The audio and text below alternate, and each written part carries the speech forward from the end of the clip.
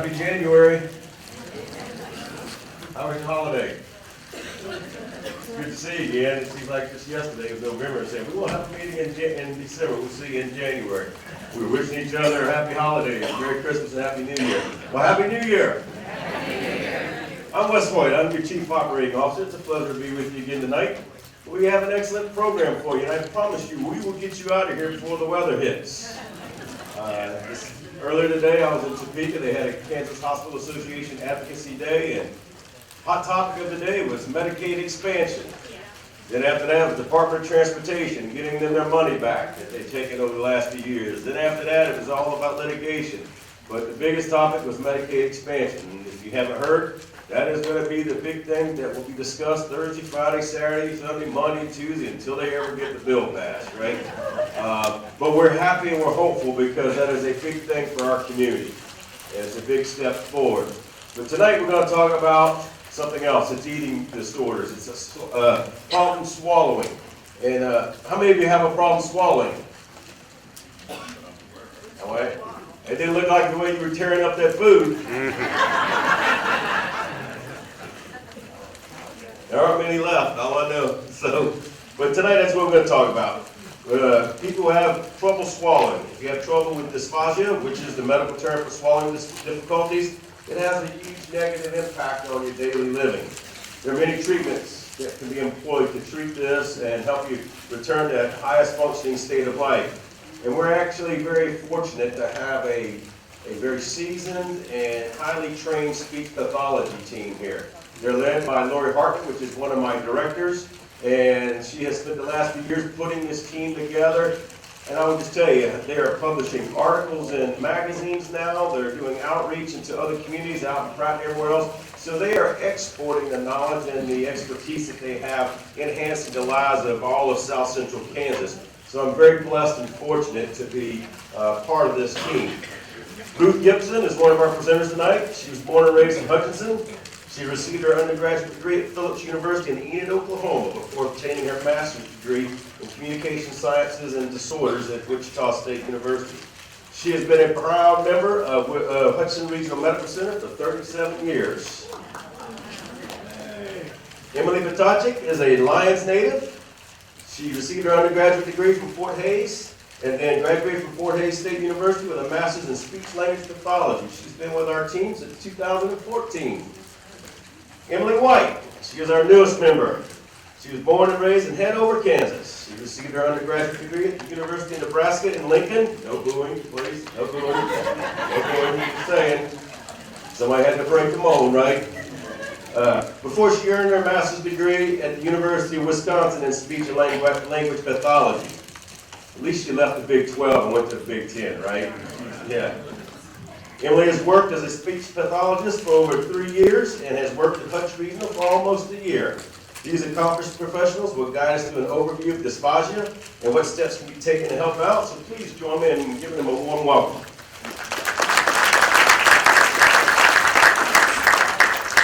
Good evening. Can you hear me? Okay. My name is Emily Petachik, and I can talk louder. So, like Wes said, we're here to talk about dysphagia, which is difficulty swallowing. So the title of our presentation, I Swallow Just Fine. Sometimes people don't realize that the coughing or some of the problems that they might have with eating and drinking, that they might be a little bit more serious more than just nothing. So our goal tonight is to educate you guys a little bit more about some of the things that might happen and how we might evaluate that and then treat any problems with swallowing. So let me figure out the clicker. Which button is it? The red one. The white one.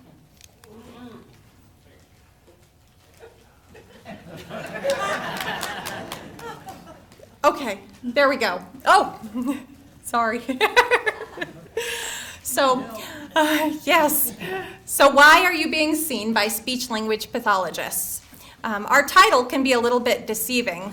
if you meet me and I walk into your room, if you're a patient upstairs in the hospital, and I say, I'm Emily with speech language pathology, a lot of times my response from the patients are, well, I talk just fine. I don't have any speaking problems. So our name, there's a little bit more than just speaking. I tell folks we deal with the neck up. So that's voice, swallowing, talking, thinking, memory, all of those areas that we deal with. And tonight we're just going to focus on the swallowing aspect. Let's see. Whew.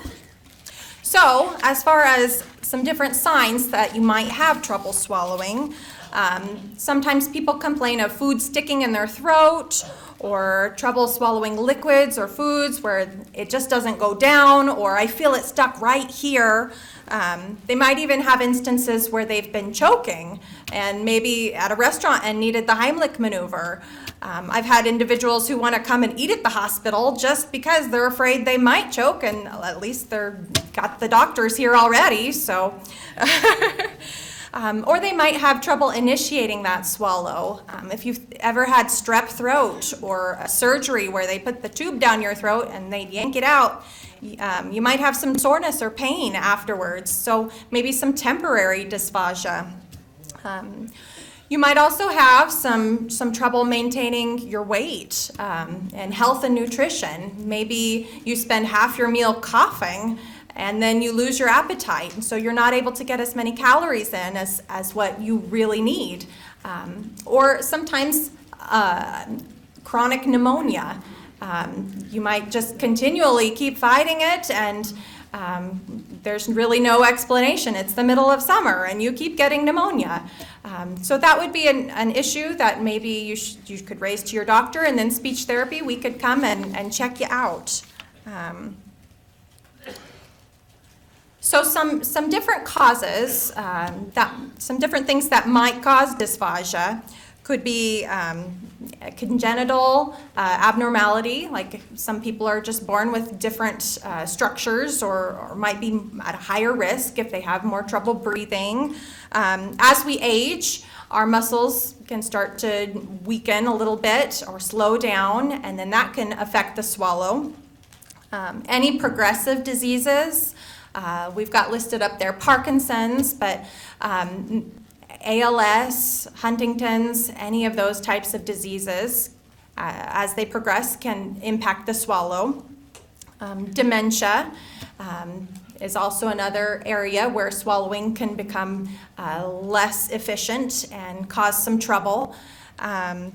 Any cancer of the head and neck regions.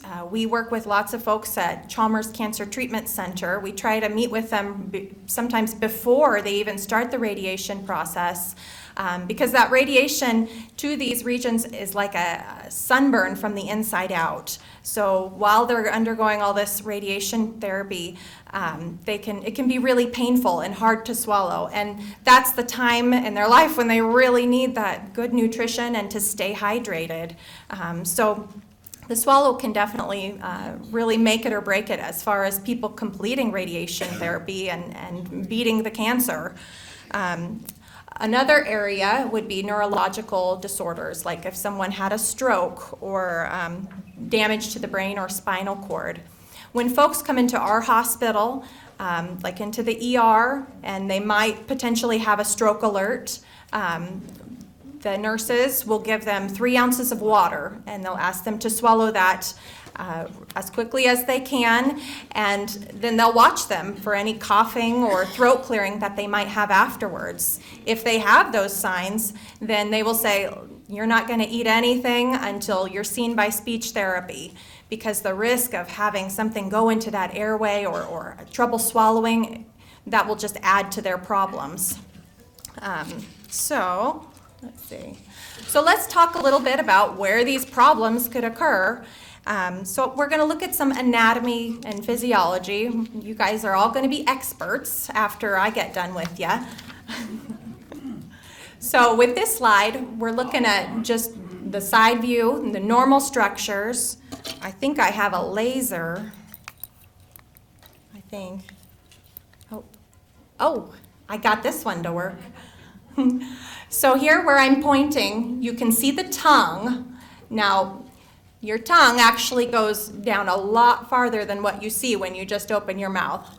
It goes all the way down through there. So when you swallow, that tongue lifts up, and then this little flap there called the epiglottis, it flips and protects that airway. Your airway is this nice big tube right there. That's your windpipe. It's a lot bigger than your esophagus. The esophagus is this little skinny one here. So you can see there's a lot of room for error there if things aren't working right. Your vocal cords are right here at the top of the airway, and they're your final defense against any food or liquid going into your lungs. So if something does go down wrong, which we've all had those moments, and most of us, we cough, like at the title of our topic. You have that cough response, and that's a good thing. That means that your body is sensing that something's trying to go down the wrong way, and then that cough gets it out of there before it can go any further into your lungs. So between your epiglottis and your vocal cords, that's what you got to keep anything from going down the wrong way. So now, these pictures up here depict the different stages of the swallow. So if any of you still have food that you're working on, you can take a bite, and that chewing part, that's that oral stage. So where the food is just in your mouth and you're chewing and it's mixing with your saliva, and your tongue is working really hard, as well as your cheeks and your lips and your jaw to get that food mushed up. And then when you go to swallow, you collect it on the middle of your tongue, and your tongue lifts up, and then we trigger the pharyngeal phase of the swallow. And that's where that little epiglottis flips, and it protects that airway.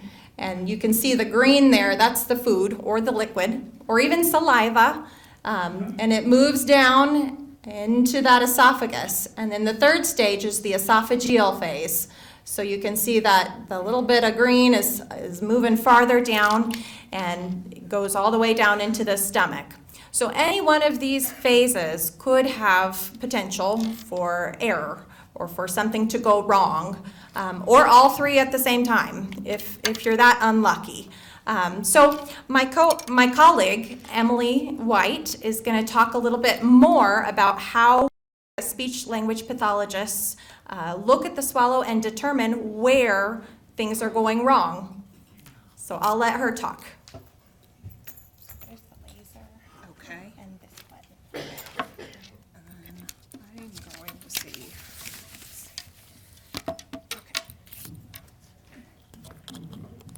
Okay. Can you hear me? Everybody? Okay. I'm a little shorter than everybody else, so just making sure. So I'm going to talk about what happens if you do have a problem. What can a speech therapist do for you, or a speech-language pathologist? So the first step that we do is we complete an interview with you, and we kind of listen to what your complaints are. Are you coughing on thin liquids? Are you coughing when you eat meat? Looking at those things. And then we will watch you actually eat and drink different consistencies and kind of decide, okay, where's the problem at? And then we develop goals and a plan of care based on what we see in the evaluation and on your complaints. So if you're coughing on thin liquids and we see it, we might make goals to help you be safer while you drink on thin liquids. Okay? And so, if indicated, so say we need further information, we complete what's called a modified barium swallow study. And he's going to pull up a video here for us. And so this is a modified barium swallow study. So Emily just explained to you what our anatomy looks like. I'm going to have him replay it again. So this is your airway right there, okay? And this is where the liquid should go down. and they're having liquid go into their airway right there. So that tells us that that flap isn't going over the airway, or these muscles are not working right. So that's what we look at, is we look at where the impairment is at and seeing if we need, what we need to strengthen. So if you want to play it again, so if you look, yep, so did you guys see that liquid going into the airway? So we might figure out what position to put you in to see if it keeps things from going into the airway. We might try different consistencies of liquids or different types of foods during this test to figure out what would be the best for you. And so now Ruth is going to talk about treatment.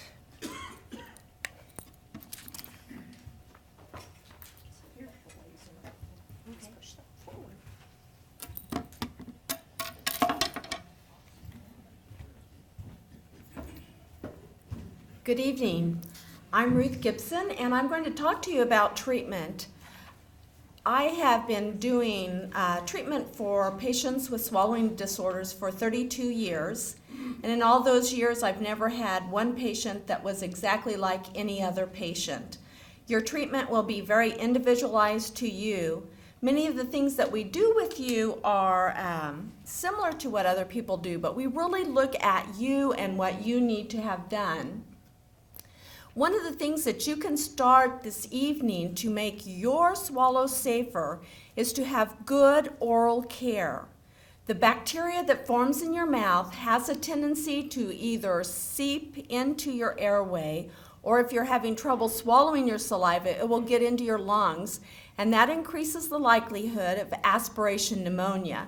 So if there's one thing that you want to do today to help prevent potential aspiration pneumonia, is do outstanding oral care. Emily mentioned that we modified diets, and what that means is we look at what diet consistency works best for you. For some people that might mean a pureed diet where the food is ground up. Most people call that the baby food diet. They don't like that diet. Other people don't mind it at all because they're able to eat it and they feel proactive because they can at least eat something, which is better than being unable to eat anything. We also go with diets that might be what we call mechanically altered, where you can only eat fruits and vegetables that have been canned. Those are far easier than eating fresh fruits and vegetables. We might also look at changing the consistency of your meat. Instead of being a regular meat, it might be chopped or it might be ground. Liquid modifications. That means that when your tongue is not working efficiently, water moves way too fast for your mechanism. That's probably what happened with the person that aspirated on the film that Emily showed you. So when that's the case, we might make your liquids more what we call like a nectar or syrup consistency, where it just slows it down. Recently I had a patient that I put her on a honey thickened liquids. You know, if you pour honey out of a container, it moves pretty slowly. That was the only consistency that she could safely drink, and she enjoyed it because she was at least being able to stay hydrated. So those are things that, for me, I normally use them only in acute cases. People will stop drinking if they don't like what they're drinking. And if we have a change in the taste to water and coffee, I can guarantee you you're not going to drink that. So there are those instances when we do make it for a consistent or a longer period of time, but mostly I try to go in and get people back to thin liquids as quickly as possible. We also do many exercises. Speech therapy is a little bit different, say, from OT and PT because they have such big muscles to work with. And a physical therapist can help you raise your arm, but when you go to manipulate your pharyngeal muscles or the base of your tongue muscles, most of you would go, I have no idea how you would do that. But rest assured that after years of study and diagnostic training, we know what we're doing. A very simple thing that I didn't really closely watch, so I can't point anyone else out tonight, but that you do when you're swallowing and you might need a little bit of extra assistance, you just kind of spontaneously tuck your chin when you're swallowing. You can go to any restaurant and watch people and you'll see that consistent chin tuck when they're eating. And that's because things aren't moving quite as efficiently as when they were 16. And that chin tuck is one of the first things you learn to do. Oh, that just helps me swallow. Down goes the chin and up it goes. People don't even realize they're doing it. One of the exercises that I like the best to help treat patients is the Maseko. And we're going to do that right now. It's a fancy name for a very simple exercise.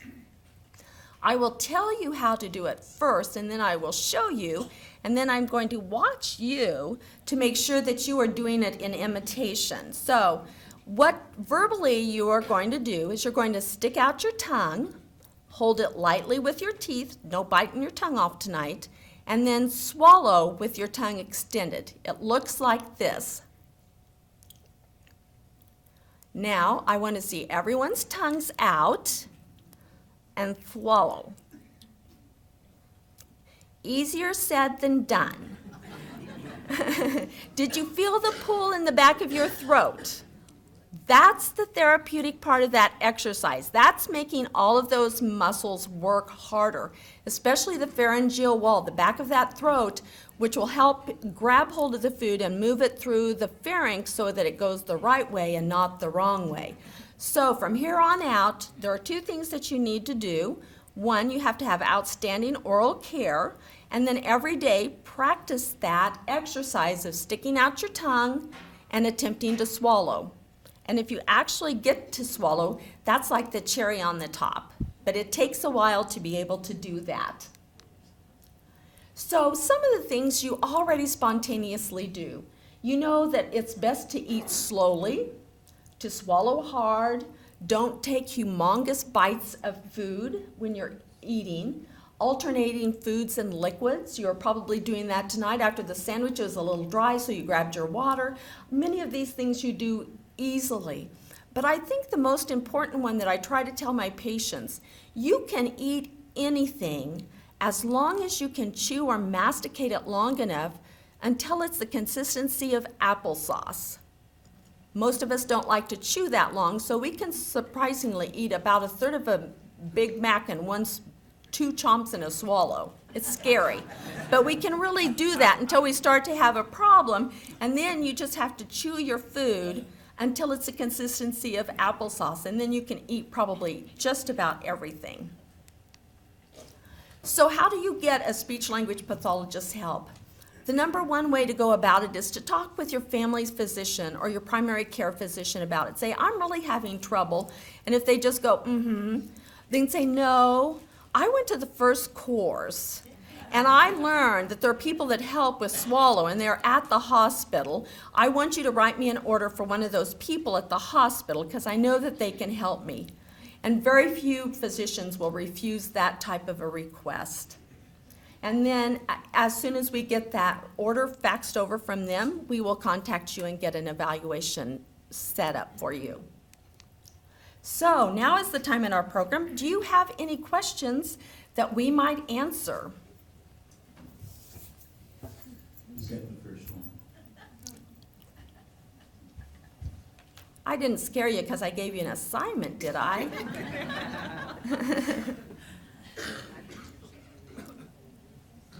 Any questions? I always feel as if whatever stops right here. And the next bite feels as if it goes on, but this stays. And I feel almost nauseous and as if I need to make a great huge belch. And I do feel small belches. What is the reason? The whole time I'm eating, I'm feeling these little belches. Right. Sometimes that bolus, we call it bolus, you would call it food, can get caught in some of the structures there, while the next one, because it's filling that space, might go on down. And so where you're pointing, that could be at the top of the esophagus. And so that could be more of a problem with the food not moving readily through your esophagus. When you say things catch here, that's in the area of speech language pathology, up higher in your throat. When you point to right here, that's the upper edge of the esophagus, and Emily's going to show you what that is. Right. So where I'm pointing right here, so the vocal cords are right here, and then the esophagus is down the little skinny tube right here. So that's where we want it to go. Let me see. So too many clicks. So here in this slide, you can see where that green moves down into the esophagus. So from what you're saying, it sounds like, well, I didn't bring my Superman eyes with me tonight, so I can't see through you. And that's where, when we do the modified barium swallow study, like what Emily White was talking about, that would show us exactly what is happening and where the problem is occurring, where is that food getting stuck. Like Ruth said, it might be getting stuck kind of in this spot right here. Or it might be further down, but based on what you're saying, it would be helpful to definitely take a closer look. Well, I had the barium test last week, and everything seemed to be all right. It was another Emily who I think it might led be. Okay. all the different textures Mm-hmm. and everything. Yeah. And Okay. she said it was fine, you know. Well, so in cases like that, so where you've already had it checked out and everything looked okay, sometimes you can have moments where, like you said, you're maybe swallowing a little bit more air. So maybe that effortful swallow, you're starting to really gulp some air when you do that. That could be part of it. It could also be muscle tension that might be causing that feeling that something is stuck there.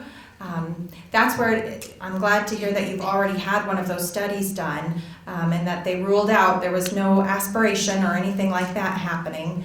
I had a tube Oh. in my throat and everything. Oh, wow, you went through the ringer. Yeah. She had 2 different tests. Okay. One with the tube, they didn't find anything, and then the second with the barium, everything was fine. Right. So then maybe it would be because of some muscle tension. And I would recommend we can come back and I could maybe work on with you a little bit because I think you look familiar. You guys look familiar. I think it was me. So sometimes those muscles can just get really tight. And so I can do some different things where we work on trying to relax those muscles and get rid of that feeling that something is stuck there. Because that is a common complaint. I'm sure you're not the only one in this room that has that feeling, and if luckily, you've ruled out everything else at this point, so I would like to see you again. What startled me the other morning, I woke up and it was there. I mean, it was that way. So you woke up and had that feeling that something was stuck. As if it was Mhm. something there clogged and I hadn't Yes. eaten during Yeah. the night or anything. Yeah. So it, So maybe some dryness too. I'm wondering, when you're sleeping at night, maybe your mouth is open and you might have some dryness going on. I feel like a lot of folks are dehydrated and don't always realize it, but they don't want to be in the bathroom all the time, so they're not going to drink as much. But then it gets to be a problem. So I wonder if maybe that could be part of it too, is makes me just, wonder. yeah. But that's, another thing to fight. Do you want to be up all night in the bathroom or wake up and be hydrated? So, yeah, I would definitely like to chat with you a little bit more about that after, because I've got some ideas. Very good. We have another question back here. This may not be a quite direct question for this program, but I read where metformin with diabetics can cause tissue fullness in the face and in the throat. And I don't have any trouble swallowing, but it just feels like my throat was heavier than it used to be before. Didn't know if you've heard anything that's kind of out of your area, maybe good, but We I are, just did a lot of confirmation. we are aware that many medications can adversely affect swallowing function. So yes, we're aware of that. What you specifically described probably is some edema. There's more swelling in those tissue. That's why they feel a little heavier. And so they're not going to work as efficiently because of that added weight to the muscles themselves. So for you, like that exercise that we taught tonight, the Maseko, stick out your tongue and swallow, that would just better strengthen up those muscles, and that's certainly an exercise that would cause you no harm, but can actually help build up the efficiency of the muscles as they are right now taking that medication.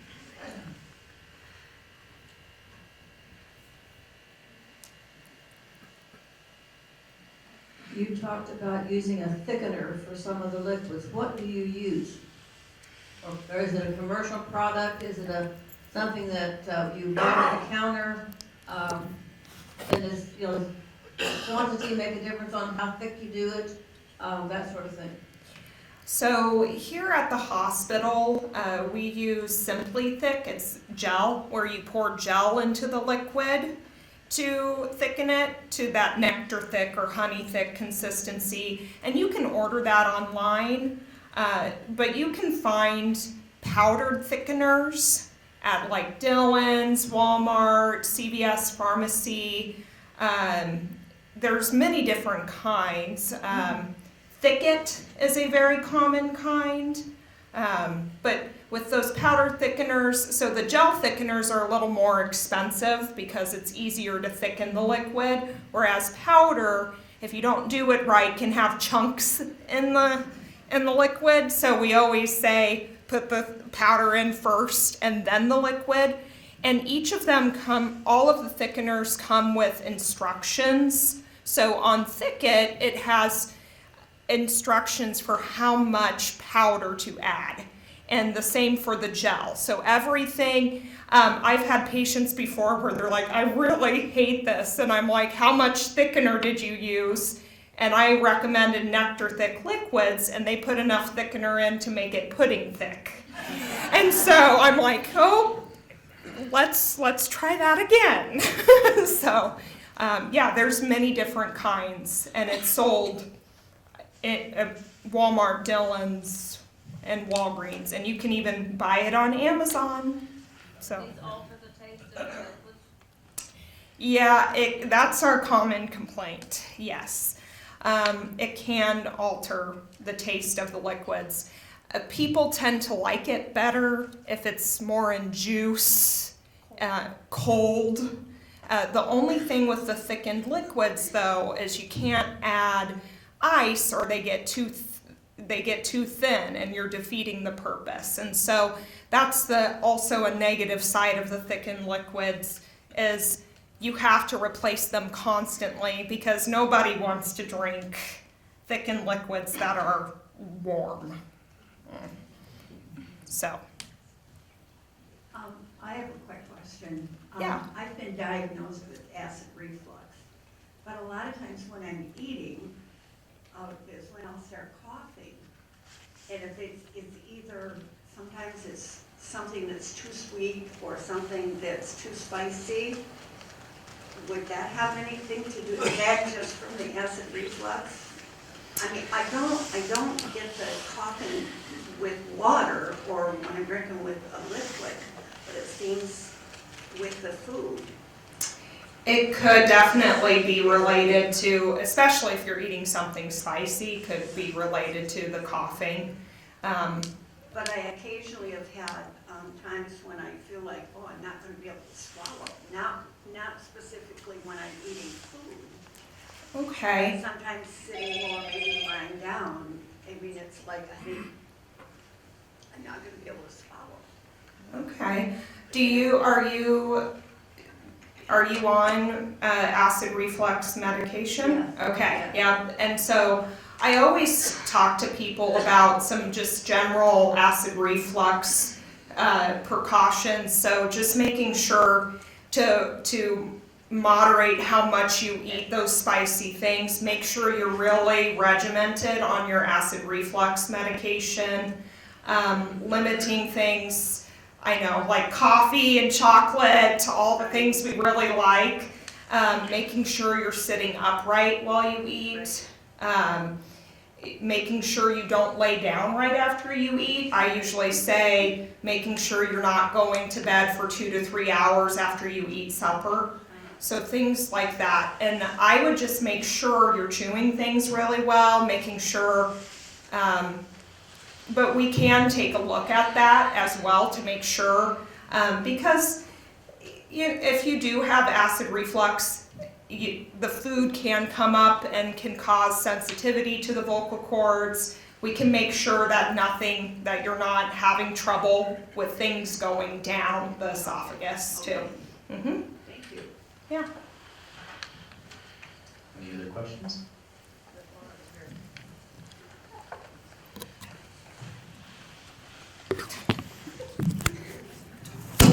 Yes, I have to be brave.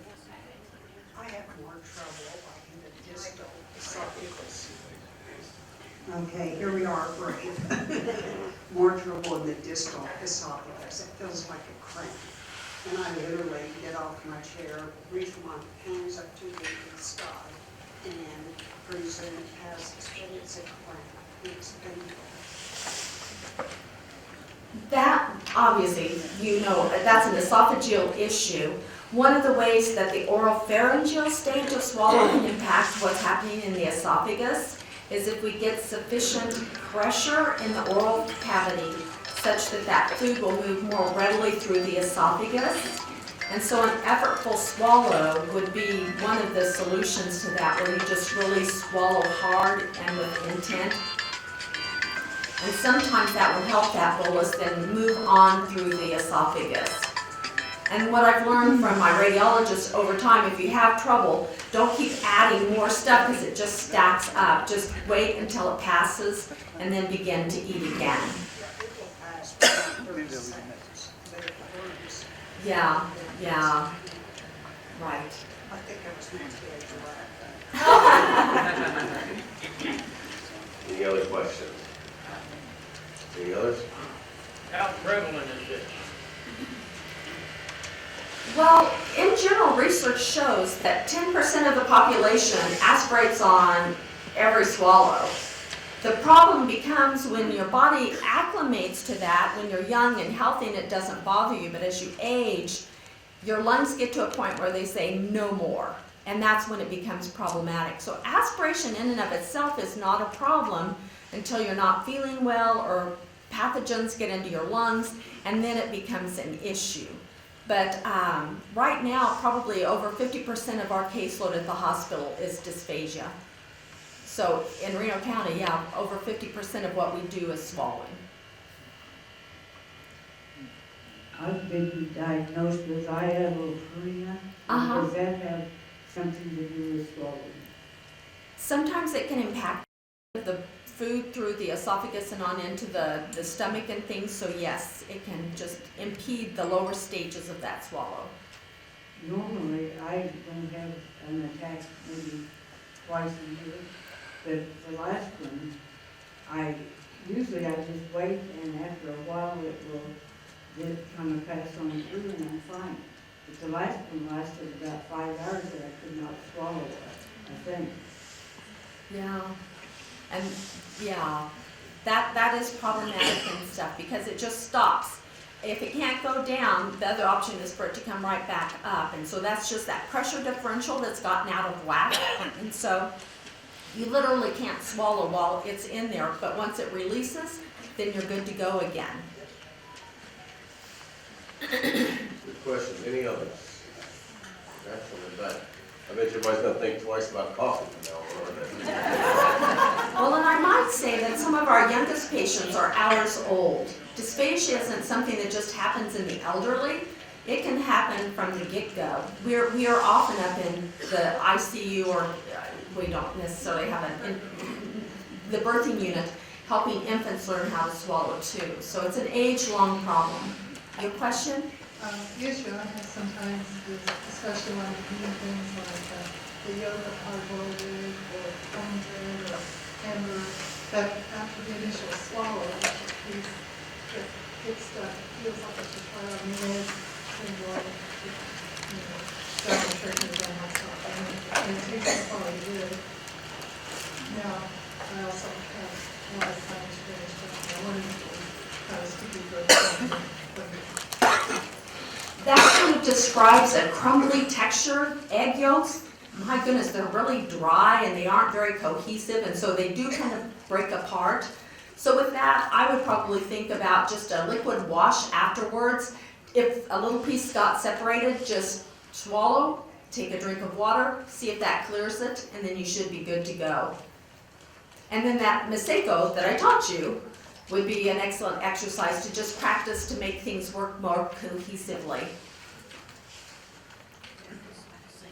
And we certainly want to take more questions, but I also know that the magical hour of 6 is here, and the weather's going to get worse, and Wes probably wants me to get you out of here, so. I like questions. We'll keep answering questions, but if you feel like you need to go. On things I should not say to y'all before I get a diagnosis. All right. Another question. I have a problem with my esophagus. Essentially, it all is peristalsis. So it's tough. I'm really not having trouble swallowing, but yet right at the top of it, how do I get around that? So with reduced esophageal peristalsis, so that's the muscles of the esophagus. When you go to swallow, they're involuntary and they just squeeze that food down. So with you, that's not working as well. Those muscles aren't squeezing and food is kind of stopping. So one thing that you can do right now is just swallow a couple extra times. So if you take a drink and swallow, and then swallow maybe 2 or 3 extra times, just to allow those muscles to try and push that bit of food or liquid down as far as you can to keep it from stacking up, like what Ruth was saying. That can happen in the esophagus as well. So extra swallows are going to be really helpful for you. Also, if you take a bite of food, follow it up with a drink of liquid, like what Ruth was saying. Kind of alternating it back and forth and using as many extra swallows as you can. I know it's not as efficient to just swallow and get it down, but you get into trouble, I'm sure, where, like you said, it just feels like it's stuck there or stops. So those are some things that you can try right now to see if that will help. Unfortunately, we don't have a magic pill to get those muscles working like they used to. And that's something that can happen too with the acid reflux. It can damage that esophagus, and maybe you have some experience with acid reflux too that might have led to this. So yeah, and a hard swallow is good too, because it just helps give a little bit more force and push that food liquid down a little bit farther than a regular, not thinking about it kind of swallow. Okay, I know we have a few more questions. The ladies will be here afterwards, but we've lost complete control of this. Absolutely. But just so we can all have another dinner date next month, February 18th is our next first course. It is Heart Month, and Dr. Hagley is going to be our guest speaker. He's going to be talking about keeping yourself heart healthy, and he's always a good draw. He has a little competition going with the other physicians, see who can get the biggest, best audience. So just let you know, he's in second place right now, so he's gunning for first. Please give these young ladies a warm welcome. And then we'll be here afterwards. If you have some other questions for them, please exhaust their knowledge. Please be safe going home. We want everybody to come back next month. I love running a hospital, but I'd rather see you here, not in the emergency department.